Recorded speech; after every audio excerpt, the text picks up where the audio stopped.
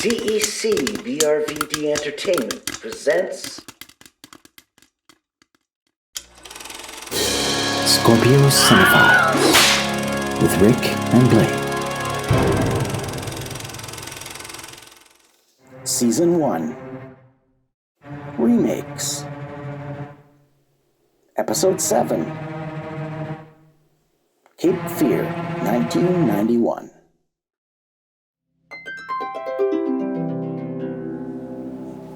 Hello and welcome movie and film enthusiasts to the 7th episode of Scorpio Cinephiles. My name is Rick Van Dyke. With me is Blaine Covert. Hi there. And the purpose of this particular podcast is to choose specific movies from history, analyze them in the context of the era of which they were made, which is important with remakes, right? Yeah, because we've we've gone from, like with The Star is Born, who went from 1932, if you counted the not The Star is Born, but As a Star is Born, and right up to 2018, right? So yeah, right, long time. And lots of different things going on in those different eras. Well, if you think about the societal change that can occur within even our lifetime, right? Oh yeah, even within like 10 years, you get right. Big difference. And it's interesting watching the cultural shifts too in the remakes, because it's not so much that things are less or more acceptable. Sometimes that's what it is for updates, but a lot of times it's a story. A good story is timeless. Yep. And you can place it in any time in history, because it's just it means the same thing to people, to the viewer, to your audience, as it always is and has been, about being human. Right? Well, I even find that if you watch a movie, like that you really enjoy, that you watch on a regular basis, maybe every year, if it's a movie like It's a Wonderful Life. And getting back to the mission statement, we will view these movies together, share our notes on the making of these stories, and try to find connecting points, which will give us and you, the listener, a more fully rounded perspective of the wild and diverse art form that has been around for over 100 years. Awesome. Touching bada bing. All right, well, let's do a toast. All right, sounds good. What do we got here? A little bit of a Neo Cristiano. There you go. Okay. So, once again, sipping or just? Yeah, it's a sipping tequila. Might be a little better than the one from last week. Now, is the whole sweeter, perhaps? Is the whole idea of taking down the shot, is that just because when you're doing Usually cheap tequila, it tastes so bad, you want to get it down and and then, gullet as and fast bite a as lime you and can? eat salt, and that's all just because it's pretty bad tequila. Yeah, no. There you go. It's, debunked history, my friends. Yes. You don't Now have to this is really delicious, You man. don't have to slug back tequila. No. If it's good, please sip it. Don't slug it back. Well, it's interesting because, like if someone has said, describe it on your palate, right? Like, because it's either sweet or savory or salty or whatever. There's a certain taste to it, and it's like you want to say sweet, but it's not the word sweet. No. It's just like a pleasant flavor, I guess. Well, yeah, it's definitely I mean, depending on the tequila, on the age of the tequila, it's going to be a little bit easier to swallow, and you'll get an immediate taste, and then you'll get a bit of an aftertaste as well. So and that's a sign of a good tequila, right? And the price tag. Oh, yeah. Sometimes, tequila's gone. It's like, this is really why we take our time with this. Yeah, is because it's expensive as shit. It's expensive. Yes, it's not cheap anymore. That's for sure. Tequila is. There are cheap tequilas, but if they are cheap, they don't taste very good typically. Well, thank you for bringing that. It's delicious as always.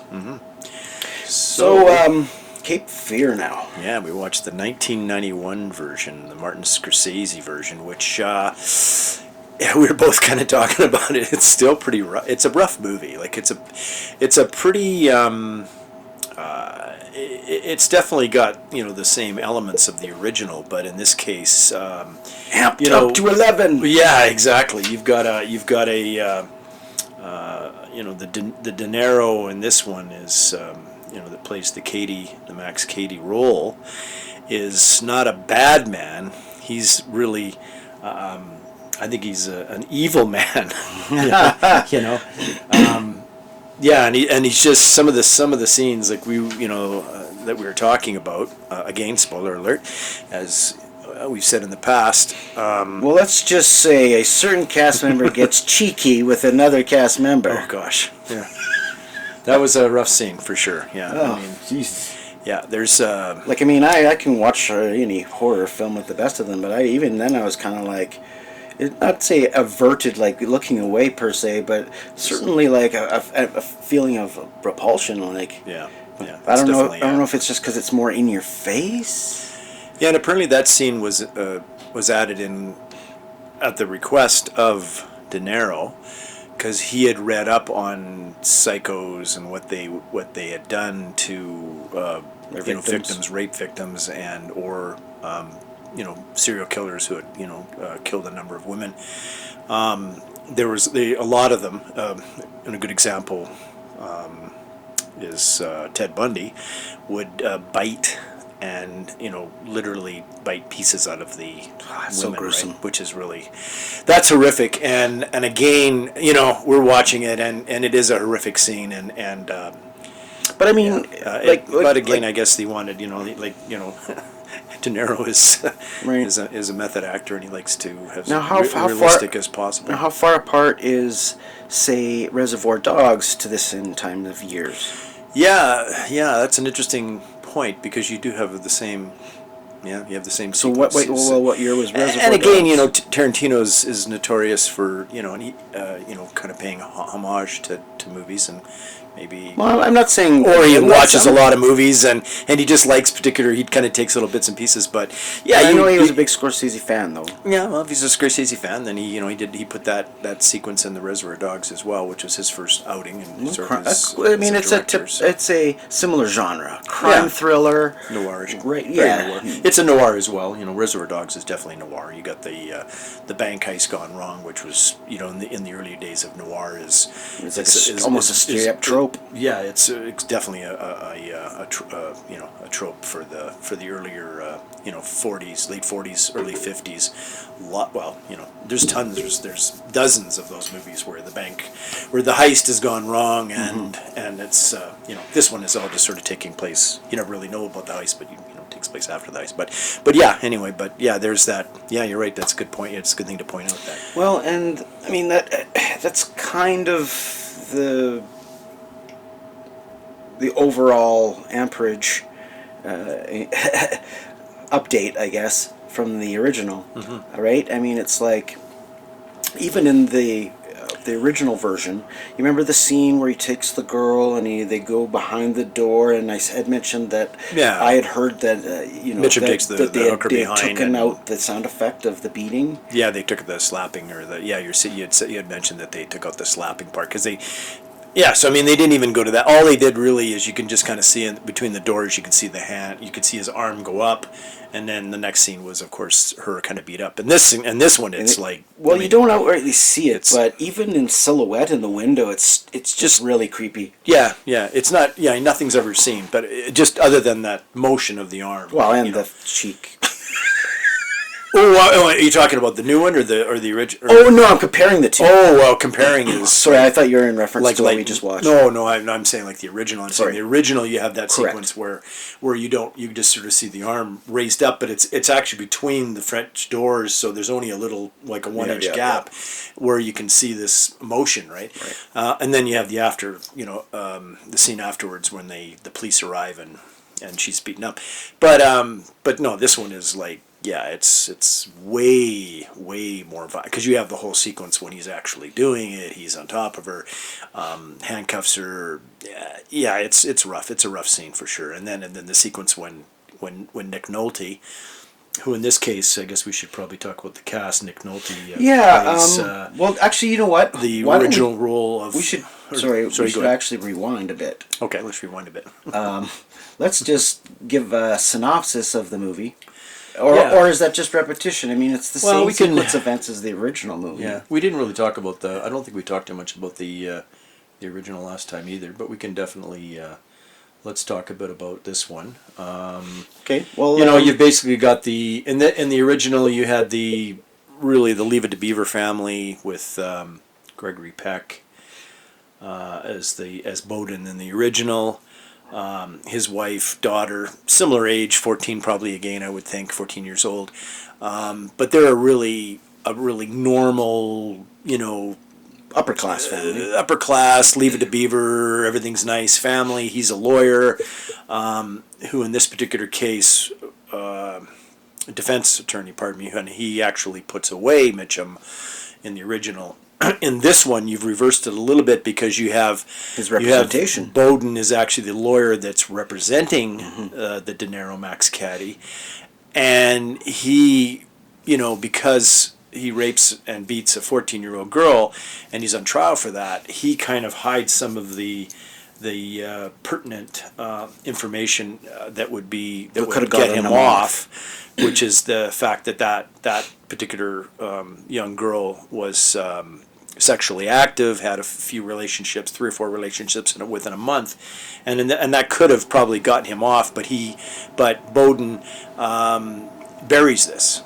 And the other big difference between this one is that you have the family in this one, which is more dysfunctional, more very dysfunctional family. I guess. I mean, you've got you got Jessica Lange, who we kind of talked about, and it just seems like she's this Southern belle, very kind of wealthy looking, wealthy kind of girl, kind of talking, but she doesn't have the accent, right? She's doing all the but she has all those mannerisms gestures, of the gestures absolutely. of like this, wealthy, and they have this really big house. It's never really. And they are in the South. Whether they're in the South, there's never really, really noted whether she had money and he married into money, or whether he, But anyway, but she just has that. We were kind of. I think we both kind of agreed she has that personality, which seems right. Well, like I mean, that, but, anytime that there's sort of any creative project and you're relying on the actor's performance and you're relying on it's like basically what the director wants and what the actor can give you. Yeah. Right? Now, if at some point you're already in production and with somebody fairly, sure, she was pretty famous by that point as an actor, as a big name, right? Yeah. So, if, say, for instance, and I'm not saying this is the case, but I know that in other instances, there'll be times when the actor, for whatever reason, just can't get the accent. Yeah. Right? And it's nothing against anybody. They just decide to and for the sake of expediency, right? You still have a movie, you still got things to make. You can't, they just forsake it. And carry on, yeah. Yeah, they just forsake it, and then they because. Well, and the other thing too, maybe, I don't know. Maybe that was the case, or maybe the other thing that happened was maybe that character was initially supposed to be like that, but then maybe somebody thought, oh well, we already got Max Cady with De Niro has this really that he worked on very hard on this real kind of creepy Southern accent, which apparently he used to phone and leave messages on Scorsese's phone with that accent, and it would just creep them out, right? creep out Scorsese's family. Well, I thought, it is kind of but it's a very Southern drawl, and I think maybe they decided maybe we got too much Southern drawl or something. Well, Mitchum did the same thing in the original. Yeah, he did. Yeah. He definitely had the Southern drawl, so I wonder if De Niro. That's the thing about De Niro, and then the one thing I really find interesting about his performances, it's just this onion, you know what I mean? And it's like if he's working with a talented director who understands his methodology, you can utilize it to its full extent, right? Mm-hmm. So you got this multi-layered performance, and then as you kind of peel away the onion, right, you see how layered it is, and that's just like human beings, right? So whether he's an horrible, evil human being, he still has certain human traits that make him a more realistic and believable character, right? And De Niro puts this into his performances. He overthinks it. He just where did this character come from? Where did he grow up? What was his upbringing? All these things that never show up on screen. As a backstory for his characters, right? For sure. And that's why he gets these multi-layered performances that obviously are worthy, since he's been nominated for multiple Academy Awards. And he won Best Actor for Raging Bull, and exactly. and he won Best Supporting Actor for The Godfather. Right. So Yeah, like I don't know. No, he's a capable actor, and he's a method actor, and he's a method actor to the point where, in this particular movie, he paid a dentist $5,000 to make his teeth look bad for the role of Max Cady, and after filming, he paid him $20,000 to have them fixed. That's crazy. So I mean, and I get it. I guess if money's no object, right? I mean, yeah, but I don't know, man. I don't care how much money you got. Do I want? I ain't done my teeth, Can you fuck my teeth up, and then can you and then I'm gonna be and then make them better. I was like, no, I don't think that's something that's teeth are something I don't want to screw around with too much. Well, and the thing is, I mean, with I could see gaining weight and stuff, but the thing is though with. Like there are denturists for the stars. Like there are. I'm sure they make fake teeth and stuff for performances and movies and stuff all the time. Yeah. I think they could have done. He could have done something a little more subtle, but anyway, he's definitely a method actor. De Niro, but in this one, I think I think I agree with that. There's layers, but really when I always just still think Max Cady in this one is just an evil fuck. Like, he is so evil. And even though there's sequences where when he's, and again, I think it's just him, the character acting, not De Niro. No, of course not. But the character acting, and kind of presenting himself as more of this human, this nice guy.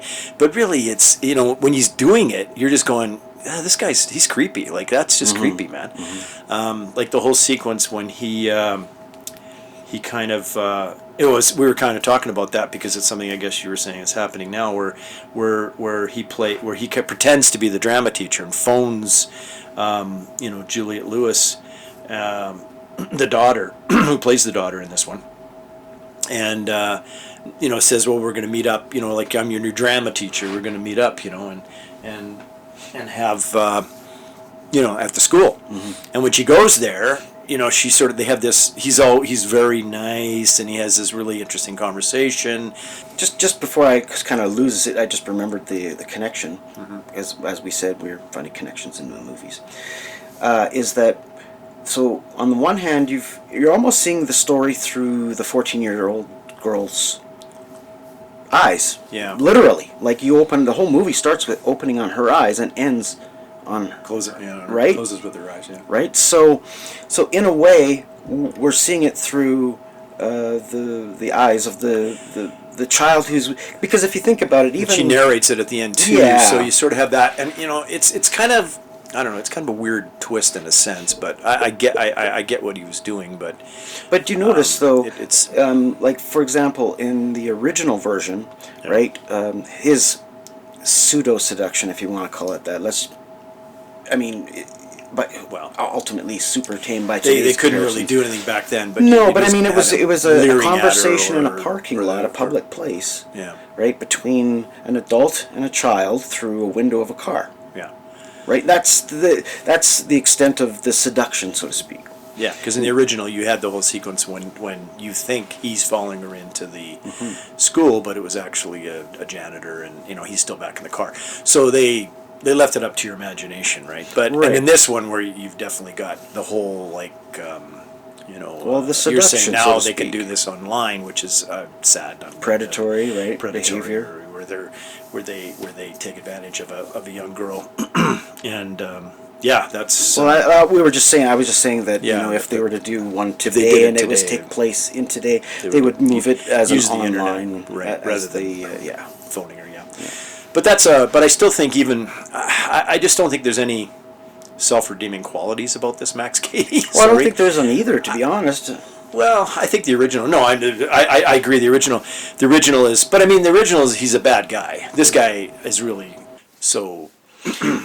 Well, let's rewind again because we tend to drift off the path all more often than not. But I find it entertaining. So the movie itself, in a nutshell, whether it's the earlier version or the now version, is the criminal gets put away. And he spends his entire time of his sentence plotting revenge against the lawyer that put him away. Right. And so when he exits his time in jail, he goes for revenge, and then uses, because he's spent so much time, he's going to make the target of his revenge to The lawyer. Yeah. like misery, Yeah. like He wants to try and make his life, like he wants him to be as miserable, like traumatized. as miserable life, experience as he did, as he had experienced. He wants him to experience the same misery. misery that he was put through for the amount of time that he was in the jail. Yeah, exactly. Yeah. In this one, I think, On this one, he's going, was it like to be raped by 4 black guys, or was it better to be raped by 4 white guys? It's like, wow. I mean, that's the difference, between the eras. sodomized by By the 2 eras. Well, yeah, I mean, and then again, in this one, like I say, the original one, you have a good lawyer that's Made a shitty decision. putting him away. Well, no, I guess the Peck character in the original Bowden didn't. He was just putting the guy away because he was a bad dude. He was just the lawyer that happened to be the defense lawyer that would put him away. In this one, it's a suppression of evidence. The fact is that Nolte is a defense attorney. He's speaking he on behalf of the client. believes what he did right. But he's really it was a lousy defense because as the other character, or the actor Fred Dalton Thompson, who's in the lawyer's firm with him, who's a great, really cool supporting actor. Always. That really was. I mean, he was always played politicians, and he was in Hunt for Red October and Die Hard, and you see him in a Law and million Order for things. years. Yeah, you always see him. And he actually ran for president in 2008. But he was a U.S. senator from like 1994 to 2003. So he was actually a senator for all these years that he was making movies. But yeah, and he says to Nolte, the Bowden lawyer in this one, that you were supposed to defend your client, and that's kind of what happens at the end when De Niro is sort of having this mock, kangaroo trial in the houseboat, says to him, well, you did, there was that information that you suppressed and didn't release, which could have got me off, So, and then he's saying, so he wasn't a very good lawyer, so that's a difference. And again, a lot of the characters, and I think this is a Scorsese thing, is he likes that dysfunctional thing. He likes having characters. Broken characters, exactly, yeah. Ultimately, this is a film noir version of the classic Scorsese hero, you know what I mean? Yeah, so. Well, and I think he certainly has his stamp all over it. That's for damn sure. Oh, yeah. No. Stylistically, you can't even, if you know anything about cinema, and that's not to knock anybody out there that isn't, it's just being a director myself, I'm observant of, the way things are lit, the way things are shot, I admire things like soundtracks and costume design and whatnot. Like we talked, at one point during the movie, and we noticed De Niro was wearing a red shirt when he met with the girl who would ultimately, and he's wearing this red shirt, and it has like a spider design on, like a web. Yeah, right? Ilonia, or her name, Ileana Douglas is the actress that played the. Man, she's got eyes you could lose yourself in, eh? Yeah, those blue eyes. Yeah, big blue eyes. Huge eyes. Yeah, amazing. And she was kind of she was dating Scorsese. Oh, yeah, there she you go. was his main. She was his main squeeze for a while. So she was his girlfriend from 1980 to 1997. Yes, for a while. It's almost 10 years. Yeah, and that's why she's in Goodfellas as well. And, right. A few of the other. But yeah, she's had a pretty good career.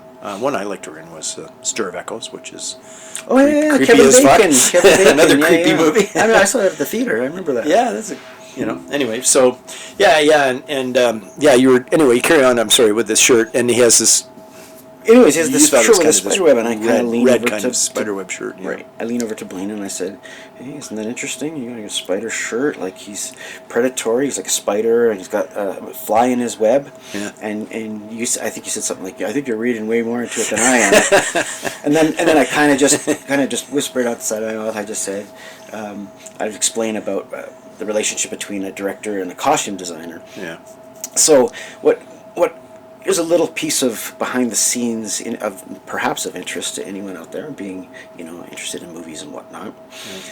There's a very interesting collaborative and creative relationship between that of the costume designer and the director.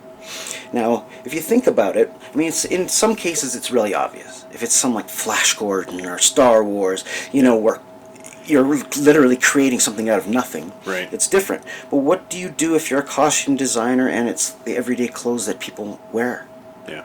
So there has to be some design. Yeah, some kind you don't of- get paid to just put them in regular clothes. There has to be a reason for everything, right? Yeah. So colors, patterns, all of it, right? And they work in collaboration with the production designer, right, with the director, and they choose specific color palettes and certain symbology and certain because these are great filmmakers, right? And this is what differentiates Scorsese from, that's why he's on the Mount Rushmore of film directors, right? Because he's a true artist and really has this expressionist quality that has an unmistakable style, and whether you think it's too hardcore or whether it's not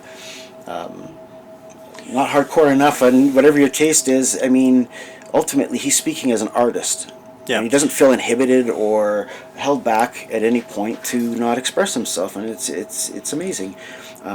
And I went way off track with that, but in regards to the costume design, and he's spiderweb, also basically what I'm saying is that spiderweb is very intentional. No, I think that's you're probably right on that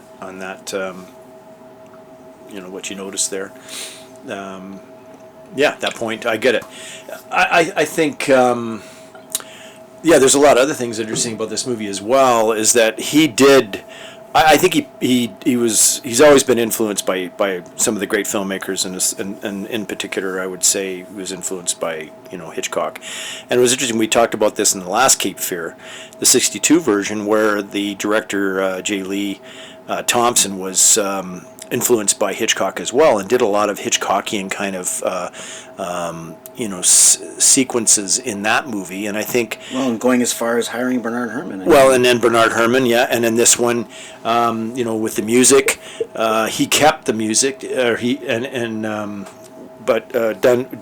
kept the original sound, the original, music from the original movie by Bernard Herrmann. But in this one, it was rescored by Elmer Bernstein, which is funny because in my mind, I thought he just took the actual original soundtrack and just transposed it on and just cut it up, edited it in. I didn't realize that it had been re-recorded and redone, which totally makes sense now that I know more about filmmaking. But it was so long ago, right? You seen it in the theater, and now I watch it again after all this time, and the screen comes up and it says that, and you go, oh, isn't that interesting? Because Elmer Bernstein ain't no pushover either. No. No, you got another, and like I say, like Scorsese, again with the Hitchcock kind of stuff, he did a lot. He did, he had, in this one he did have those unusual camera angles, lighting. You talked about that, the editing techniques. Definitely paying homage to the British director. And several shots too, and nods to some of the famous films of Hitchcock, like Strangers on the Train and the parade sequence, and Marnie and the Nightmare sequence, right? Yeah. So and then again, like Herrmann did the the original soundtrack, and Elmer Bernstein reworked the soundtrack with this one. Well, we talked about the score on the previous episode. Yeah, it's cool. It's still pretty. Even though it's the same music, but just sort of reorchestrated through Elmer Bernstein, I just wanted to just put the brakes on for a second and just give you an idea of what we're talking about. This is not just somebody transposing music, okay? This is Elmer Bernstein. And once again, a little bit of education for those out there that might not be aware, but he was an amazing composer and conductor, did some of the most amazing and most recognizable, memorable themes in Hollywood history. Sudden Fear, Man with the Golden Arm, 10 Commandments, Sweet Smell of Success, Magnificent Seven. Like, if you could, think about a Western. There's a soundtrack that's... It's burned in my head, you know what I mean? As soon as you hear that on the TV, you're like, oh, Magnificent Seven's on. But like True Grit, My Left... it's just the list goes on. Yeah, he's got an amazing... Right, on top of... just an amazing thing in itself. So you're asking someone who's already a recognized, famous music composer to take someone's else's work, transpose it over, and do it. I mean, that's a tall ask, and it just goes to show that he must have had a tremendous amount of respect for the original score to do that. Right. Well, and it is a great score. I mean, it's as we said in the first movie. I mean, it's the part that it's one of the parts of the movie that makes it extremely It does a lot of heavy lifting, right? scary and creepy, and yeah, I mean, you're just the music alone is setting the mood for the film, and you don't even if they're just going down the river, there's that there's that music which just it gets you pretty scared out. That's because we can't got actually play the music as a copyright. They're just letting you know Watch what it that. sounds like. You only get 2 bars. But that's actually, why don't we? Okay, so we've pretty much explained the plot. yeah. I mean, we have we've the touched on a couple of the cast. Why don't you list off some of our supporting roles and maybe some of the cameos that appear in the movie itself? well. I mean, you've got some of the smaller roles. Like I talked a bit about Fred Thompson, pardon me, which is very interesting, very recognizable guy. You've seen him in tons of movies as soon as you see him, and yeah, he had, and the other big supporting actor in this one. In the last one, you had the private eye played by Telly Savalas. In this one, you have the private eye played by Joe Don Baker, and. I mean, Joe Don Baker's had a pretty cool career. Kurzak is the same last name. I can't remember if they used the same first, but anyway, Kurzak is the private eye, and he's got kind of an interesting little bit of trivia. Is that he was in the James Bond movies, GoldenEye and Tomorrow Never Dies with Pierce Brosnan, and he was the good CIA agent. But then in the Living Daylights, he was the bad guy. Well, wasn't he supposed to be the same character, but he turned to... No, it's a different... Yeah, he was a bad guy initially, because you remember, the Dalton ones came earlier, right? Mm-hmm. So he was a bad guy in that one for sure. But then he had, and it's kind of funny. I was kind of looking up his history, and one of the funny things that because if you've seen Once Upon a Time in Hollywood, you know all about, or you've been introduced to a TV series called Lancer. Okay. And he was in Lancer. So there you go. He was not a main part of the show, but he guest star in Lancer. But then and he, with noir stuff, he made some really cool stuff in the 70s. A lot of that real tough, like back when they were making the Charles Bronson tough neo noir, and he made some really cool neo noirs, Framed and Mitchell. Those are, like again, very gritty, similar to the earlier, not earlier, but a lot of the Scorsese stuff has that really gritty, violent, stuff, and that's the way these old 70s stuff were like that, right? And he was in Charlie Varick, which is one that we screened in at the Palm Springs Film Festival, a new neo-noir. He's got a pretty cool career. Walking Tall, of course, was the film that kind of made him a big star, and I mean, he even does good in comedies like Fletch, things like that. So I mean, he's very talented, and that's kind of, he's cool in it for sure. I mean, he then the other nice thing about this one is they bring back a lot of the original cast, or Scorsese brought back a lot of the original cast, really which cool. is kind of nice. And they good roles too, even though they're just minor. Yeah, you got Bob Mitchum as the cop now, which in the original was Martin Balsam was the cop. In this one, he's the cop. Really good scenes with him and Nick Nolte. No scenes with him and Gregory Peck, of course, because they're not friends. as we learned from the last movie. And Gregory Peck plays the attorney that's defending. In this case, is defending the Max Cady character for the beating that he's been given, which is in both movies, and then the judge is Martin Balsam, who played the cop in the first movie in '62. So you got those three. Brought three of the original, great actors again back for this one, which was nice. And I like Scorsese's good that way. He knows old film, and that's it's a nice touch that he did. Well, it's just a nod of the tip of the hat of respect, right? I mean, there's a reason why I, as an auteur, am going to remake a movie, and it's because of I love the original so much. Yeah. So and then- and a lot of its performances, right? It's got to be some aspects. It's got to be, of course, the cast from the original. Yeah. And what's funny is sometimes those cameos can be as simple as a guy standing at the newsstand.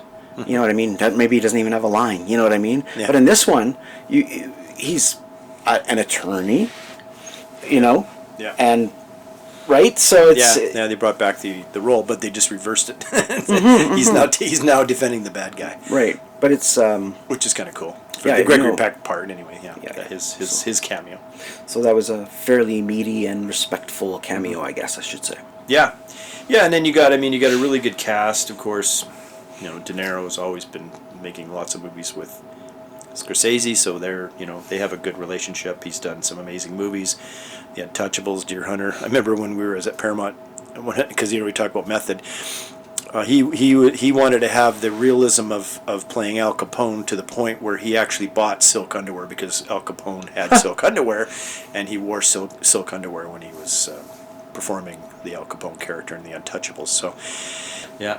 And That's then funny. Nick Nolte, you were saying like you really liked Nick Nolte back in those days. I mean, he made some really good movies back then in the Well, he has himself is he's made a notorious lot for of being really a good method movies. actor as well. Yeah, he does that as well. And he made his name in Rich Man Poor Man and the a miniseries, '76, and then the next movie, the big movie he made was Peter Benchley's The Deep.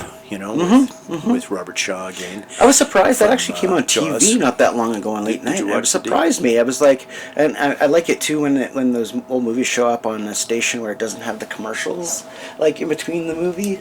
Thin Red Line, of course, 48 Hours. Some good stuff, good action stuff, and yeah, he's had a pretty good run, and he's still making stuff. And Well- still, kind of cool. So, I mean, did we talk box office on the original Cape Fear? Did we say how much it cost? The and how original much it was made?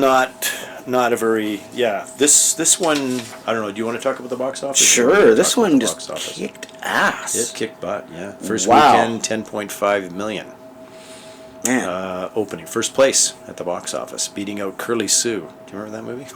Yeah, I do. Vaguely. I do. Yeah, and then it was overtaken by The Addams Family a week later, but still made another 10 million, while staying ahead of Beauty and the Beast, the animated Beauty and the Beast. Which was a huge. Which like was that a was Disney's big comeback. It was like the home run Yep. from that studio of that year. So ultimately, it made nearly 183 million worldwide on a $35 million budget. So Wowzers. yeah, and it was the first co-production with production that Scorsese had done with Spielberg's company, Amblin Entertainment. Oh yeah, we should probably mention that Yeah, do you wanna connection. talk a bit about that, because you can tell us about the connection of Spielberg to this project. Well, I guess Spielberg was a huge fan of the original movie, and really wanted to remake it. But then, as his career progressed, and he began to come up with a specific style, I guess, or a certain. What was expected of him, I guess. Yeah, I mean, he wouldn't want to jeopardize his career for a movie about someone's cheek being eaten. Well, And that I was the don't- script, well- or was that? well, I mean, that may have been done after later on, but anyway. exactly. But And still, I mean, they could have gotten rid of that, I guess, and changed it. And maybe there is in an alternate parallel universe somewhere, there's a Spielberg-directed version of this movie, and maybe it's a little more implied, a little more old-fashioned than this. Needless to say, Martin Scorsese knocks it out of the park. I just think that it's sort of like him, the equivalent of an athlete at his peak. Yeah. Because every artist they get to a creative peak, right? And it's like, it's not that they have nothing left to say, but it just seems like nothing can top that one thing. And they may have a career that goes on and on and on, but there's a certain point where they just, like, everything that they've ever known as a filmmaker has all come together, and there's a brilliant crescendo of creativity. And I think Cape Fear is representative of that. I mean, that being said, Casino and stuff comes after. I mean... Yeah, I think, some reviewers felt that this was not an advance for Scorsese. after making films like Taxi Driver and Raging Bull After Hours, even, which is a kind of one of my favorite little movies of Scorsese, and Goodfellas. So I mean, they did. Some reviewers weren't that happy with this particular outing of Scorsese, but overall, I think it's a pretty good film, and I think on this film he didn't have any actors that were upset with each other. Yeah, there was no behind the scenes drama. I think everybody. Yeah, there was no. Yeah, I think they all probably got along okay. Well, the thing is, I mean, and with the scenes and such, but and you had a different. It was kind of interesting because again, you're talking about the method acting of Scorsese, of De Niro, and Nick Nolte. Nick Nolte is notorious. Nick Nolte is too, but the other interesting thing is, in the original, we were talking about the heights, because you were saying, how big is Robert Mitchum, and I said, well, he says he's 6, but I think in his license it's 6'1", and Gregory Peck I think is 6'2" or 6'3". He's pretty tall, right? But their statures were pretty similar. But in this movie, you had De Niro, which is 5'9", and you had a Nolte, which was well over 6 feet, right? So now you've got this. There's a bit of a discrepancy there as far as the size goes. So actually, what De Niro did was he bulked up, put on the, he shredded him. Got shredded really, like you say. I mean, he. Okay, I'm gonna. Yeah. This is what I read. This is what you read. 3% but apparently body fat. it's but according to doctors, you would die. So, but I mean, maybe he did die and he resurrected himself. That's how good of an actor he is. Yeah, he beat death. Defibrillator. I'm dead. Okay, I'm back alive again. All right, carry on, Martin. What's the next scene? Yeah. So, but yeah, I mean, he definitely bulked up and. So when he's in any of the action sequences with the fight sequences at the end, which you have on the you have the same situation on the houseboat at the end of this movie, which was actually shot on a soundstage. And you can tell, but it doesn't take anything away from it. No, I mean it was a really big soundstage, and it was a huge a production or part of that production, the cost in putting that together. So, but it looks great, and this is also, pardon me, the first time that Scorsese used some CGI effects as well for the near the end of the film with some of the stuff, added it in. Sort of the weird abstract skylines and stuff. Yeah, I think they had that kind of. Yeah, they. But anyway, so yeah, when the two of them are fighting, they're they're definitely. I mean, you got a De Niro that's freaking bulked up, like you said, and he looks like he could kick Nolte around the bend. Yeah, I think Nolte lost weight for this role too, or something. Yeah, I think they both kind of agreed on, okay, here's the situation. Let's try and help each other out. With the way we our appearances, compared to each other. So because and it worked. I mean, they're. Well, I guess for the way I understand how the story goes, is Nick Nolte really wanted the part, and Scorsese was being hesitant. He had some other people in mind, but Nolte really wanted it. So when Nolte attended the premiere of, I believe, Goodfellas, he showed up with his hair all cut short, dressed like his character. Yeah. So that Scorsese would remember him, or at least look at him in physical appearance to be like the character. Because we know Nolte. I mean, he likes his, he's kind of a different looking character, but certainly not the conservative type, let's put it that way. So maybe sometimes all it takes is for someone to just see them differently, because maybe someone is so typecast or identified in a certain classification of type of actor, or that maybe all it takes is just to see them differently to maybe second guess their opinion. Yeah, because I mean he was always kind of disheveled in a lot of the 80s stuff that he made, and although it didn't work for Sean Young in Batman. Oh. Oh yeah. That one kind of backfired. No offense, because I think she's a beautiful woman and a great actress. But sorry, Sean, but yeah. No, that's interesting. Yeah, because I think Did we want to mention what that's about? Because I mean, joke might have went right over everyone's head. the Sean Young. Yeah. Oh, you can tell. You go Okay. ahead. Well, so when Tim Burton was going to be doing the second Batman movie, they were casting for Catwoman, and she was determined to be Catwoman, so much so that she showed up on the David Letterman show dressed in full costume with a shout out to Tim Burton that she wanted the role.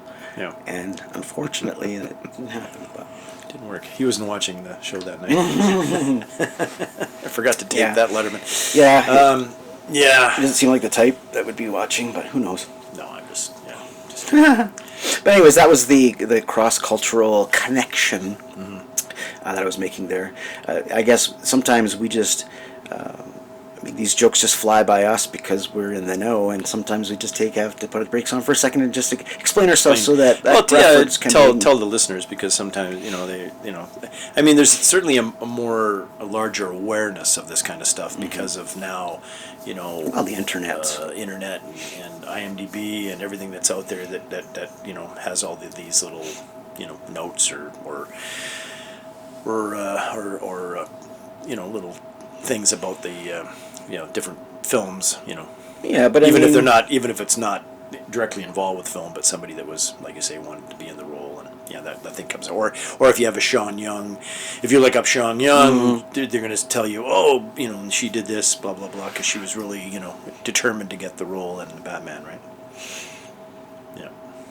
So this movie, and this being the Scorsese version of Cape Fear, was nominated for several awards. It was nominated for Best Actor for Robert De Niro. It was a nomination for Juliette Lewis, which I think was her first major role. Well, don't forget that Julia Lewis had done Christmas Vacation. She's playing Audrey. Yeah, but So I mean, that I was guess, that was earlier. But yeah, Right. I mean, this was definitely like her breakout an role. earlier role for her. Yeah, a breakout role in a sense that she had a much larger role for sure. I mean, to be honest, I found her so believable. Yeah, she was good. Like she didn't.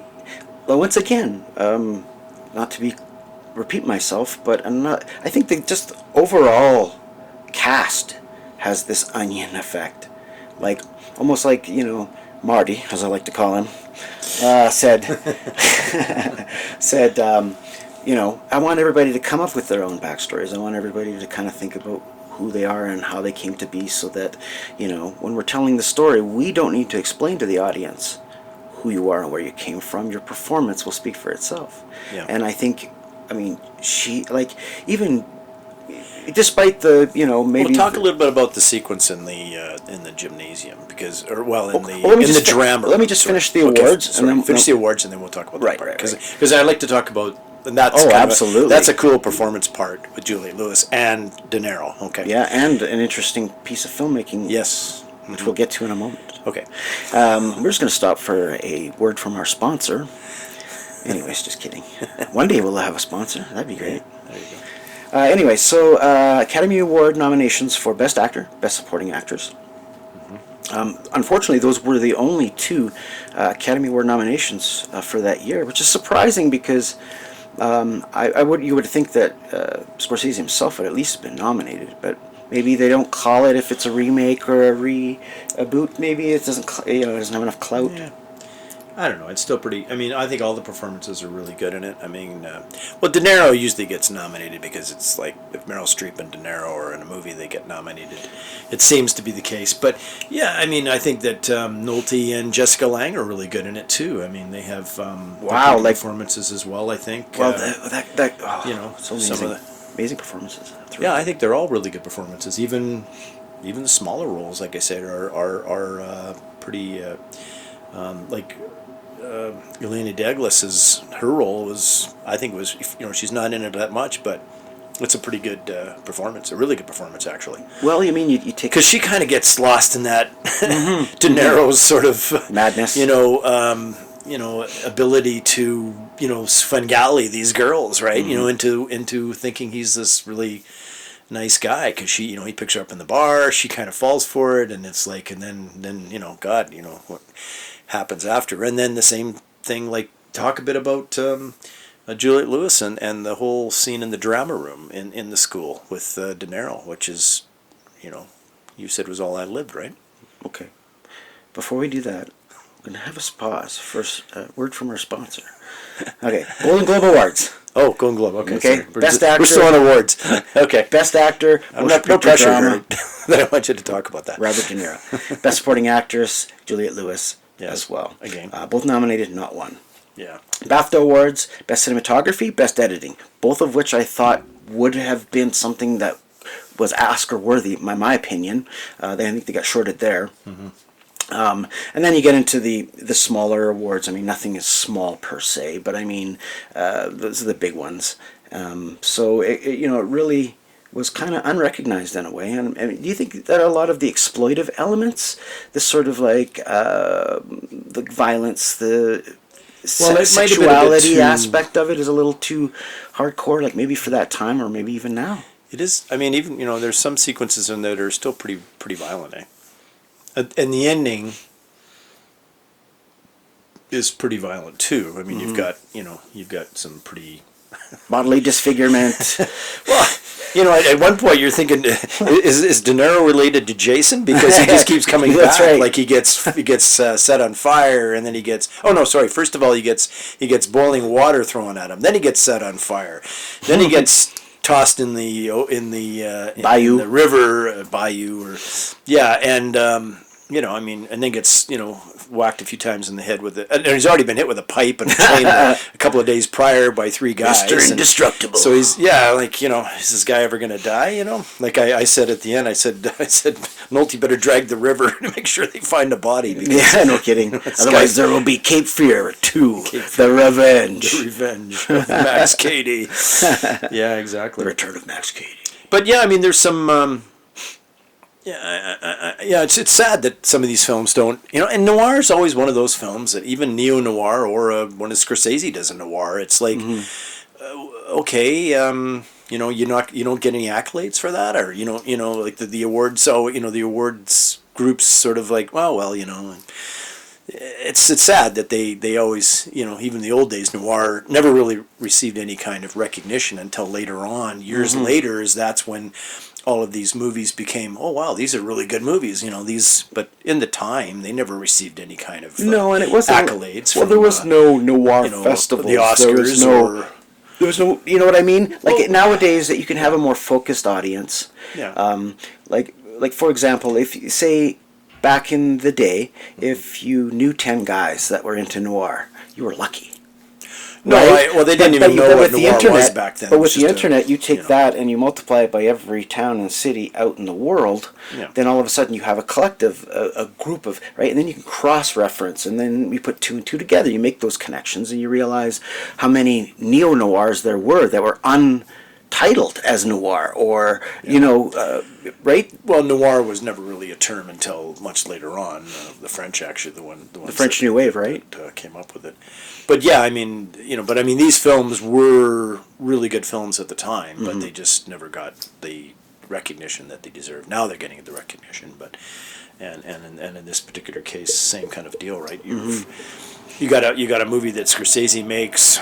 It's a noir, yet it kind of gets the short shelved in a sense because compared to his other movies, where the gangster movies, in which he gets all kinds of accolades and nods. But anyway, the other thing I was going to talk about a bit was because we talked a bit about the Hitchcock the homage to Hitchcock, the way he directed stuff, and even the sequence when he had the there's a kind of a copy of Vertigo in a sense with the red and black fade female face, which at the end that's the way it ends with the Juliette Lewis eyes, right? But the other thing that's kind of cool about this movie is that he had Simon Bass do the titles, and that guy he went on to do some more of the actually I think he did Goodfellas, which is prior to this, and then he did but in the originally he was responsible for a lot of Hitchcock stuff like Psycho and what else did he do? He did North by Northwest. he did a lot of really, and it's Mad Mad World, which is kind of cool. Now, there's some good titles. So I mean, so that was kind of neat, and then after this one, he did Casino as well. So so that's kind of a neat touch. The titles, because we talked about the titles, and they were kind of cool for sure. Well, certainly old school kind of titles. Yeah, exactly. Which is neat. Yeah. Now, the movie itself had as we talked about, an amazing creative partnership between Martin Scorsese and De Niro. Right, they'd worked on Taxi Driver, Raging Bull, Goodfellas, and so when they were approached to make this movie, I guess Scorsese turned it down twice. Yeah. As they explain it, Scorsese only began entertaining the prospect after having dinner with producer Steven Spielberg and De Niro, and it rested on a crucial interaction between De Niro and eventual co-star Juliette Lewis. And this takes us to what we were talking about before, and we've been kind of holding people there at bay, because it is a fascinating, suspense music, please. Suspenseful scenario. So, and I mean, De Niro does this so, I hate to say the word smooth because it's so creepy. Yeah, it's definitely smooth, but it's definitely creepy. Right? It's like we're watching it from a viewpoint of, okay, this girl's in jeopardy. Right. I mean, not to downplay it or anything, but it, like the snake in the Jungle Book, like the soft voice with the hypnotic eyes, right? Yeah. So the scene that we're talking about is, so in the original, and I think I mentioned this just earlier in this exact podcast, we talked about in the original version of this movie, the villain makes contact with the daughter, but only for a brief period in the parking lot. It's just to establish the fact that he now knows who she is and what she looks like, where she goes to school, and that this hint or foreshadowing of some sort of like manipulation or mental game. And this, it's a straight out seduction. It's so. In the scene, I'm just going to lay it out so for anyone who... And once again, as I always say, please seek out this movie. Please watch it to give it context. Yes. Because, my talking about it 100 times is still not going to convey what you get from that filmmaker's visual vision. Part. Yeah. So, in the scene, she's been tricked. She gets a phone call from Katie, who says he's a sub-teacher. The new drama teacher. Yeah. And that to meet her at the gymnasium, because that's where they're going to have the drama class. Yeah. So, of course, Juliette Lewis shows up. And what's really interesting from a production design standpoint is that they chose to have a background of Hansel and Gretel or fairy tale type of thing. You've got the dark forest.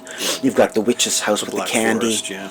Right? And there's Max Cady sitting in the witch's house, smoking a joint.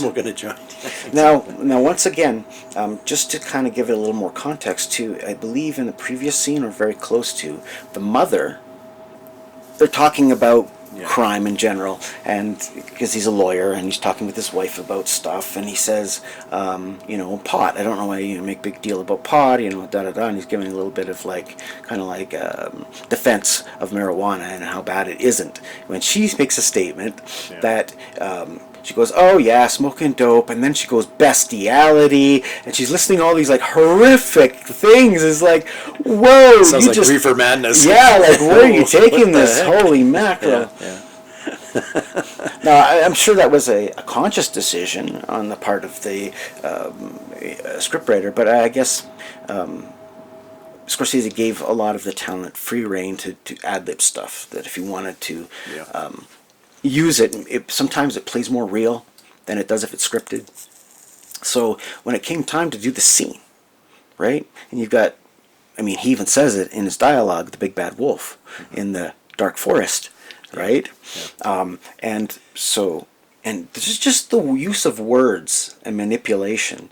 It's right, the villain isn't played out as some mustache twirling homicidal villain who's just mass destruction. He has this intelligence, if it were, he almost he knows all of the right buttons to push. Right, with her. the strings to pull. Like the strings to pull. Yeah, exactly. He's manipulating. He's taking all of the things that bothers her and manipulating them into a way that he looks like he's the good guy. Mm-hmm. And yeah, Her dad is a dickhole, right? And her mom and dad are, they're, yeah.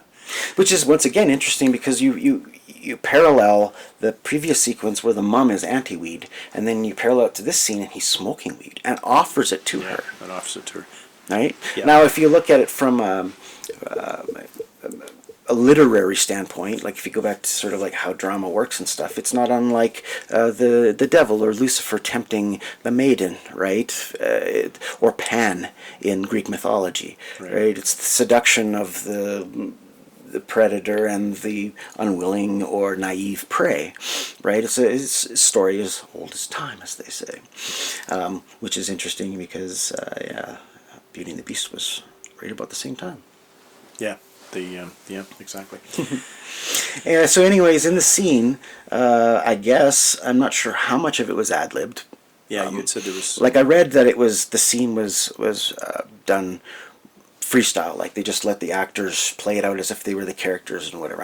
I find that a little hard to believe because there's a lot of hard cuts and a lot of editing in it. You would have to have that same dialogue and you'd have to split it up. Yeah. But maybe in rehearsals when they came up with it, maybe, so to speak. But I don't know. I wasn't there. Yeah. Marty's a genius. That's what he makes me call him. And, I leave it up to the artistic discretion. But in the scene, De Niro gets closer and closer, offers her the joint, which brings him another arm length closer to his prey. Yeah, have a hit. Right? So she smokes the joint, and then all of a sudden, kind of the barriers come down a little bit. And he starts playing on a little bit of psychology, right? And just playing on her animosity towards her parents. Yeah. Right? And so when he plants that seed of doubt and then puts on that big smile and that big, I understand, I'm someone, your friend you can talk to, this sort of thing, right? It's like, and you can see it in her eyes, in her performance, that she believes it. Yeah. No, she's... And then the topper is he takes his thumb and he puts it into her mouth. Yeah. And staring her right in the eye while he does it. Because he asks her first, he goes, "Oh, can I put my arm around you?" Mm-hmm. And she's like, it's kind of like, again, very like a 14-year-old kind of looking and, pausing and thinking and fidgeting. Okay, and then... But then, he takes it that one step further, which, now, again, if that was ad-libbed, then you would say... And what did Juliette Lewis say about this particular scene? Yeah, I think... I'd have to find the exact quote, but it was something like... it was like someone walking up to you and penetrating you and then leaving. Yeah. Now, that being said, it wasn't just the thumb. He did follow it up with like a super French kiss. You could tell there was tongue involved. So that in itself... Yeah, I kissed her. Yeah, that's right. So that in itself is very penetrative, right? It's breaking the sanctity between two individuals, really. Yeah. So it's interesting because there's almost a point between there and the climax that you don't know if she's actually still under his spell in a way. Yeah, like a Svengali kind of a thing. Yeah, because at the end, when they're on the houseboat and they're in jeopardy for sure. She's sort of, but then you don't know, like, is she playing along with him? Oh, well, we find out that she is just doing it so she can start him on fire, right? Well, at that point, yeah. Right. But I mean, even earlier than that, just prior to before he puts her into the hold, she kind of like, there's still a little bit of, did you read that book? Yeah. Oh, yeah, I read the book, and it's like all these little kind of weird. But the only thing is, though, I don't know if it's at that point, I think that the ambiguousness of that relationship is intentional. Yeah. Because you as the audience, you're watching and you've seen her get seduced and her sort of like being manipulated. And then, of course, the climax. At this point, we've already seen acts of violence. She's already knows, you know what I mean? Like, yeah, he's a bad dude. He's a bad dude. So I doubt that when she's talking like that, it's anything other than trying to buy time. She's because we get she's a smart kid. You're hoping that she's thinking she's a smart kid, right? Yeah, you're hoping that she's like, oh, please don't, But we already don't get sucked in anymore. But yeah. Right, and then we show her, getting the lighter fluid and sort of doing the smart things for self-defense when she's in the closet. Yeah, getting set up with yeah. Right, so it's kind of cool because, how much did the daughter have to play in the story in the original version? Yeah, and this one is a lot more solid acting. Of course, the original was just kind of like weepy, cryy. Yep. And again, we talked about that in the original. They just really couldn't go down that path too much, right? Like they did in this one, because of when it was made. But yeah, definitely. The Juliette Lewis performance is exceptional in this Especially film. considering I'm her glad age. she did get nominated, but again, she didn't win. But it's good that she got nominated anyway. Well, a lot of times the younger actress like that was must have been pretty cool. There's a certain amount of politics involved too, right? Mm-hmm. There's times when it's like that famous actor who's been nominated 1,000,000 times, and then they're coming up on something, he's getting up there. Right. He got nominated. Yeah, like give him an award before. Hey, John Wayne's dying soon, so let's give an award to the 15-year-old girl, right? Yeah, or this. Yeah. Right. So I understand that. Sometimes it's just straight out. It's all a lot of politics. Well, the thing is, and sometimes that politics justified. In all honesty, that actress or actor will have a chance to, if they're worth their salt, and it's not just a one-off performance, they have plenty of opportunity in their lifetime to, at another chance at the statue. Well, I think that's what the Academy thinks when they're voting on these awards. They probably think that they go, well, he or she has many years ahead of them. You'd hope. In some cases that isn't the case, like Heath Ledger. Yeah, they gave him the award posthumously. But yeah, but that her performance is great. De Niro's, of course. He put a lot into this film for sure, including having his teeth fucked up. That's crazy. Yeah, so that's he definitely. Sorry, Rob. That's what he wants me to call him, Rob. Bob, yeah. or Rob. Yeah, Rob. Bob. Anyway, yeah, that's funny. And actually, there's a little note here too, talking about noir, because this is a noir. There's another movie, Night in the City, which was made in 1950. Richard Woodmark, and both De Niro and Jessica Lange remade that in 1992. So yeah. Anyway, just another tidbit on noir that I thought I'd throw in there. And we saw the original. I saw the original not that long ago at the Palm Springs Film Festival, the 1950 version, which is pretty good. So I found a bit of more information on the scene we were talking about with the drama thing with Juliette Lewis and Robert De Niro. So, according to Juliette Lewis, what is so great with Scorsese is that we didn't rehearse the scene. We didn't prepare, we just did it.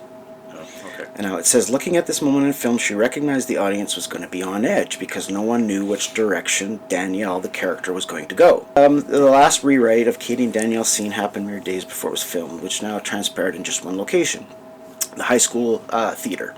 To emphasize the Little Red Riding Hood of it all, their interaction also took place within a thematically appropriate Hansel and Gretel stage set, which we had mentioned. You talked about, yeah. With a simple 2-camera setup, Scorsese let the actors tackle their lengthy back and forth in a single, uninterrupted take. There you go. Answers my other question. Nice. I didn't believe there were that many cuts that yeah. could, but there you go. I explained how it was done. Now, she says, this being Juliette Lewis, she says, once the cameras became rolling, it became clear that Scorsese, De Niro, Spielberg, Lewis, everyone's hard work had been worth it. We froze. Scorsese recalled as he jokingly mimicked the stunned reactions for everyone on the set. It was like magic. I was hoping that this was going to have the quote that I had mentioned just to verify that what I remembered was accurate, but it doesn't. It doesn't actually mention that. We'll take it as. I was hoping that with that my little fairly accurate. quick little internet search would have bared fruit, but yeah. verified or. Just it reinforces it, I guess, the importance of the scene. Yeah, and I'm sure that. Yeah, I mean it's still a really good scene, and the acting is very good in that one for sure. I mean both performances are exceptional, and again, like we said, for a young lady, Juliette Lewis does a good job. Now, let's talk about Jessica Lange for a minute, because she starts off as quite the bitter, resentful, sarcastic wife, right? And then she gets broken down by the series of events. Like, you just watch her, her already fragile persona, ego, start to fracture. It's already in danger of mental breakdown. Yeah. Right? And then you throw Max Cady into the thing, and it's like the Joker in freaking The Dark Knight, right? Yeah. Just his presence alone causes this repercussion, this ripple effect through the entire family, which is by his pure intention, because he's a malicious, evil bastard. Yeah. But well, I think, yeah,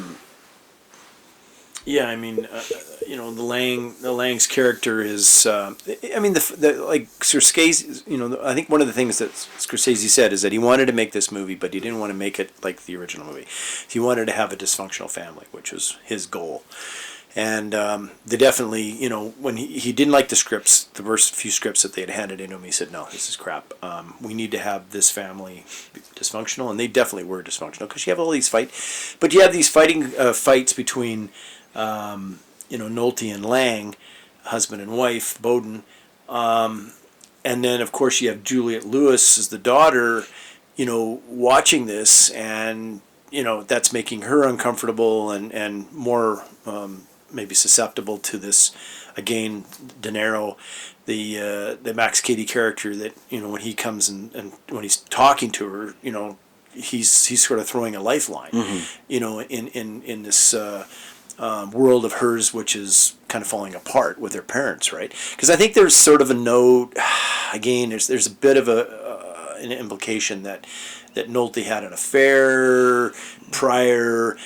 Now, he's not having an affair with Yolanda Douglas, but they end up, they're spending time together. Spending time together, and I think it's heading that direction. He'd like it to head in that direction. But unfortunately, Katie kind of takes that possibility out of the picture.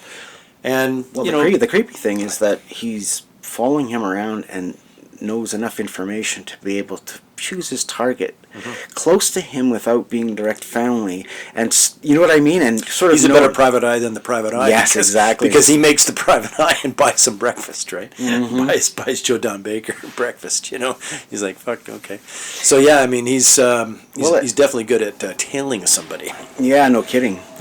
Now, what did you think of De Niro's southern accent? Did you think it was pretty believable? Creepy. Was it believable? Creepy enough that apparently in something I had read, he would phone the Scorsese's house, and back when you had voicemail, or I guess the answering machine. Answering machines, yeah, and leave messages on there in that accent and creep out the whole family apparently. So yeah, it's definitely a creepy, weird sort of Well, I guess accent. The way I understand it, like I thought it was just a nod to the original. I thought it was just a takeoff on that and just amping it up. But apparently, De Niro had been working on the accent because he'd done a previous role where he played a Southerner. So get this, talk about method acting. To prepare for the role, De Niro took excerpts of the script and a tape recorder into southern towns. Yeah. He would ask locals to read the lines into the tape. I remember he could get reading the drawl about that, right. Yeah, that he wanted to. Yeah, he just took all of these different weird sort of the way they would say different things. And, well, I think De Niro is one of those actors that understands that if this plays in the South, right, they're just going to call it. They already know he's not from there, so he's they're going to be very critical. And if you want to have any sort of respectability, credibility, you either take the Southern aspect of it out, or you are Southern, or you play the shit out of it, which he did. Yeah, and he nailed it. Bravo. Yeah, he definitely got the accent down really well. And I love all his little monologues or tirades when he talks about, well, I guess, I'll learn how to read Jack and Jill go up the hill. Or whatever. And then I moved on to law. Then I moved on to law books, and I understand all the law books now. Yeah, counselor, we're like buddies. We're like counselors, just talking. So I guess Scorsese's first choice for the role of Bowden was Harrison Ford. Yeah. Now, he had Robert De Niro call Ford to try convincing him to take the part. And then after some consideration, he ultimately turned down the offer, which is very interesting, because then they moved on. Then I guess Warren Beatty, Jeff Bridges, James Caan, Kevin Costner, Richard Gere, Mel Gibson, Dennis Quaid, Christopher Reeve, and Robert Redford were also considered. Christopher Reeve. Oh my God. But then, comes around and... Well, as you said, that Nolte wanted the role bad enough that he dressed up made as an impression, cut his hair off. Yeah, made an impression and got the role, which is cool. And I'm glad he did, because I like Nolte, and I've always liked Nolte. And whenever he does a role, I mean, he's a pretty competent actor for sure. You remember how we talked about how the family itself is so fractured to begin with? As soon as we come on as the audience into the story, we understand that each one of these characters has angst and everything's on shaky ground already. It's already a fragile house of cards, and then De Niro just comes in and I shouldn't say De Niro, Katie comes across with the backhand and just knocks it all down, right? Yeah. So I knocks guess out the footing anyway. Yeah. So I guess when Scorsese was developing it and he's working with the script and stuff, he'd do a reading of it, and he would hate it every time, because he said there's not enough angst. This family's too happy. He wanted them to be miserable. More miserable than they were. Yeah, are, right? I mean, that's typical of Scorsese. But in a way, too, it does give the actors an opportunity to shine, too, right? If they're just there as placeholders, the wife, the daughter, right? I mean, it's just they become more props than they are characters. Yeah. Well, I think by '91 you wanted to make the story a little bit more compelling, interesting, compelling. So I think you're definitely gonna have more character, more character development, more interesting characters. Mm-hmm. Like, you don't want to just have this, Leave It to Beaver family. It's not gonna work in '91. And I get exactly why Scorsese would do that, and it makes total sense for that film. Now, just to get back to Jessica Lange, at first I didn't know if I liked her performance in the movie. Yep. Because I understand that the character she's playing is this sort of effete snob kind of thing, and she's, like you said, there's this implication that there was a previous act of cheating, and that she's on the watch, and even he's having this potential affair with this girl, secretary or whatever at the office, and that. It's kind of weird, because he kind of guilts himself out on that phone call, because there's a phone call that he's having with her. He phones her at the hospital to find out how she's doing, of course, and he kind of guilts himself out on the phone, and then he realizes that his wife's watching, and then he's like, shit, then he pretends like there's nothing going on. But the thing is, I just know her from work, Well, technically, he hadn't cheated with her yet. And he hadn't done anything. Yeah, he hadn't really done anything yet. So I mean, it's like, okay, you're you're acting guilty, but you haven't done anything. Well, the thing is, I mean, I think his he mind, knows. He's thinking he wants to go. He wanted to have an affair with her for sure. Exactly. Whether or not it happened or not, and that's again in that direction.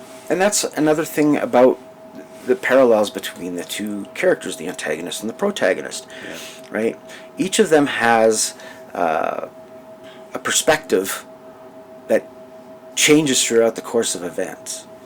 So you've got these two characters, the protagonist and the antagonist, and each of them has their path. But once the other comes into his trajectory, into his orbit,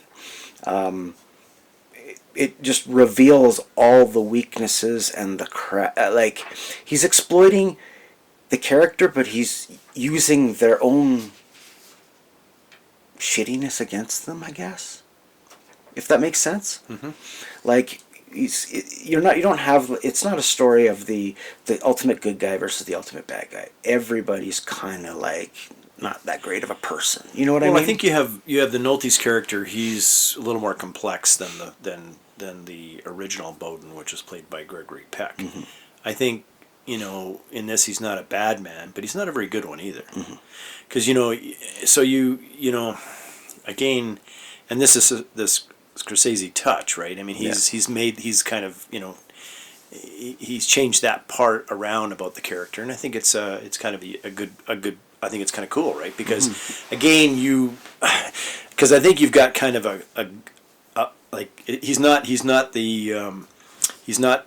Leave It to Beaver's father. Yeah. But he's not as evil. He's not an evil man, which we've both, agree on that the new Max Cady that De Niro portrays is definitely evil. Like, he is an evil guy. Like, this guy is not a really nasty person, right? So, but I mean, you also, he's giving the audience a bit of a, like letting them, like, hey guys, you gotta let's I'm gonna show you something a little bit different, or think about it, right? Okay, you got this this Bowden, who is, he's not a good guy, he's not a bad guy, he's kind of a little bit of a bad guy, Yeah. It's not a, but then so you're at the end, even, you get to the last sequence where they've gone through this, really a real gut-wrenching battle, between the two of them and the family, in a sense, and the boats, and now the houseboat has crashed, and they're on the beach, or and he and they're hitting each other with the rocks, and then he's gonna take and then he picks up this, Katie's kind of on his back, and he picks up this big rock, and he's just gonna slam this on his head. He's gonna crush his head.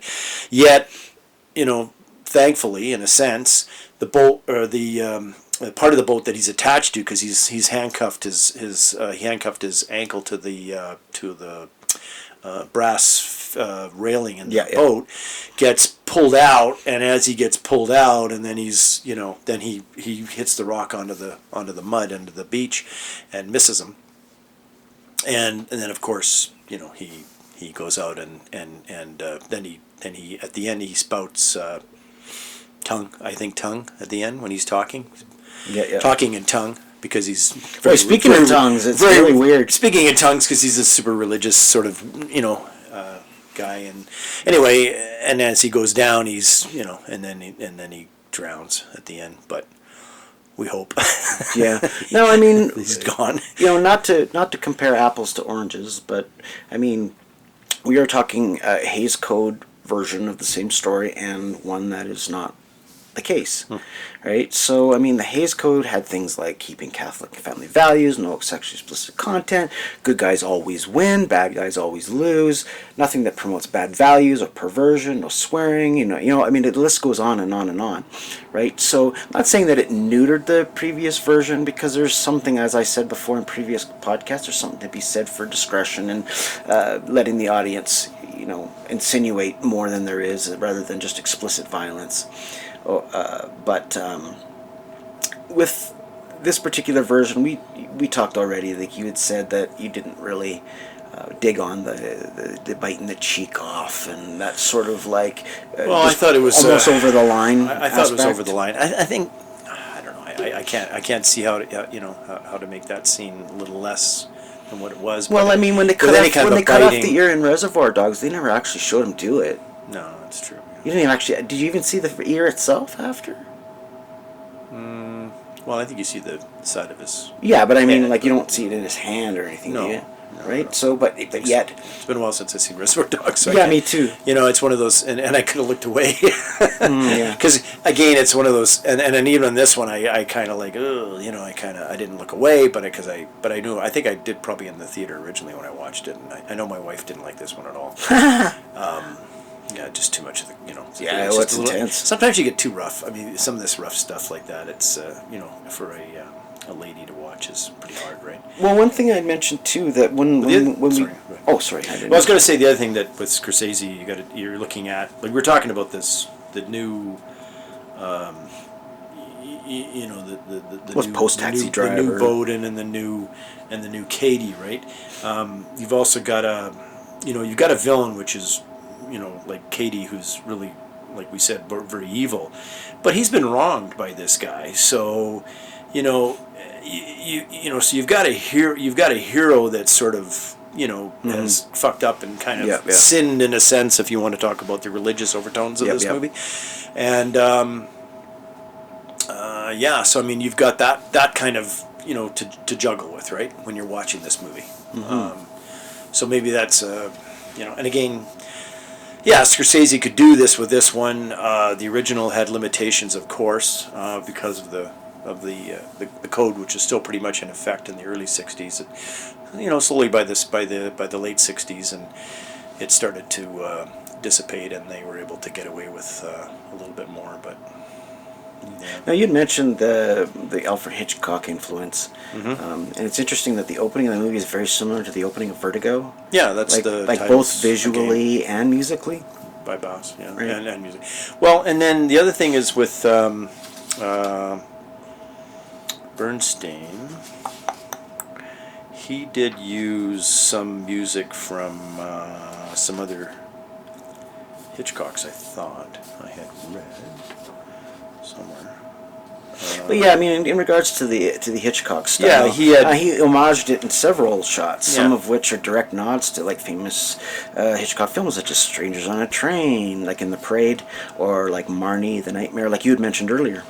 Well, and what Bernstein did is he also took some music that Herman had done for another Hitchcock film called Torn Curtain. Okay. And which came later. Was it unused, Came or was later. it actually Unused? Yeah. So Okay. so Cape Fear was '62. Torn Curtain was 1966.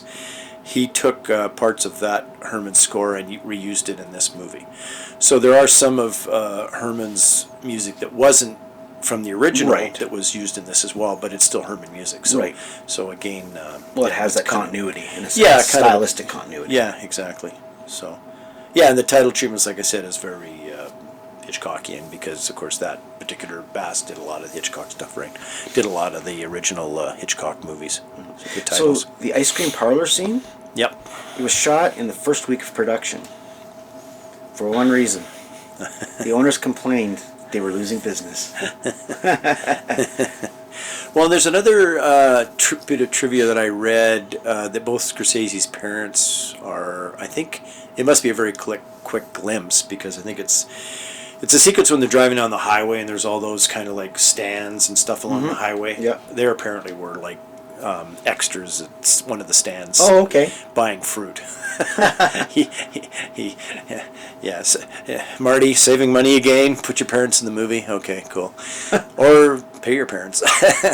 add them to the budget. So anyway, but yeah, that was I had read that somewhere that they both were in the. But a very quick sequence because you don't really see them; they're just driving by. Yeah.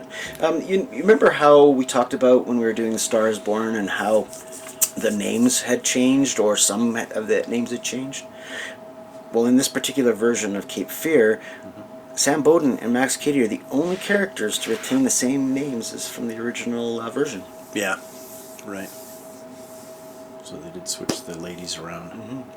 And it was the first film that Martin Scorsese shot in the wider 2:39 1 aspect ratio as opposed to the taller 185:1 ratio in which he had filmed all his previous works.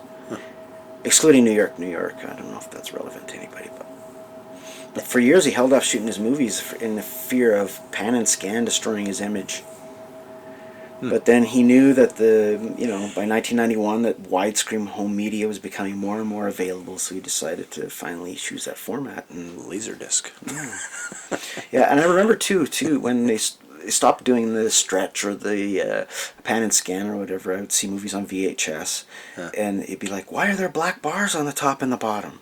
Because you're just a little kid, right? At least I was anyway. Everybody freaked out. I remember when we used to, whenever we, one of the places I worked at had laser discs, and we rented the laser discs out, and it was something that people that had the old Projo TVs would want to watch a movie on Laserdisc because it was widescreen kind of format, but it was still a 4:4 ratio on the TV, even it was big, but because it was so big you could still kind of watch the whole screen.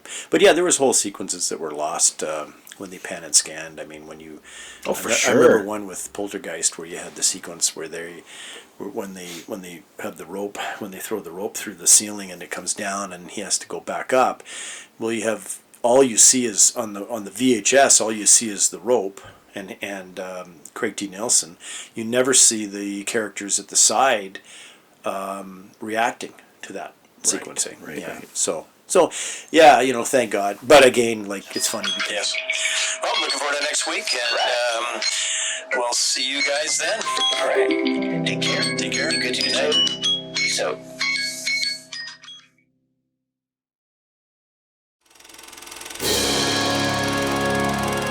The end of this episode. If you like this content, feel free to leave a like.